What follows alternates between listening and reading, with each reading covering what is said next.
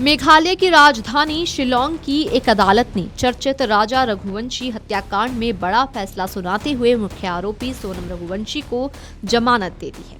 कई महीनों से जेल में बंद सोनम को चौथी सुनवाई में राहत मिली, जबकि इससे पहले उसकी 3 जमानत याचिकाएं खारिज हो चुकी थी।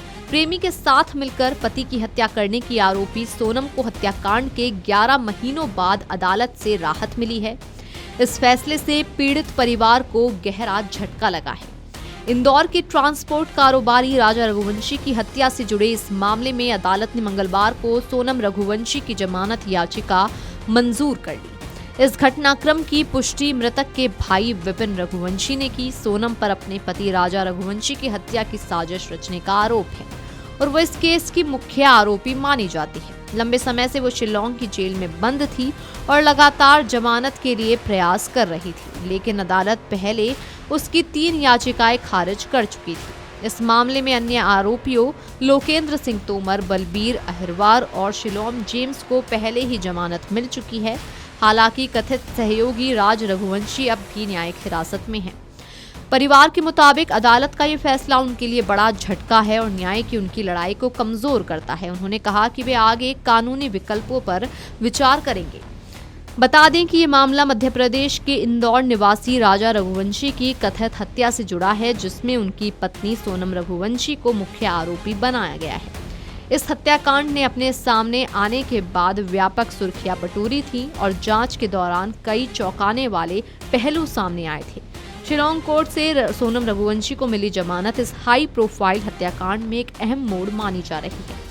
हालांकि जमानत मिलने का मतलब आरोपों से बरी होना नहीं है। अब इस मामले में आगे की सुनवाई और ट्रायल पर सभी की नजरें टिकी हुई हैं, जहां अंतिम सच्चाई सामने आएगी। इंदौर के ट्रांसपोर्ट कारोबारी राजा रघुवंशी अपनी नई नवेली दुल्हन सोनम रघुवंशी के साथ 23 मई 2025 को हनीमून पर मेघालय गए थे।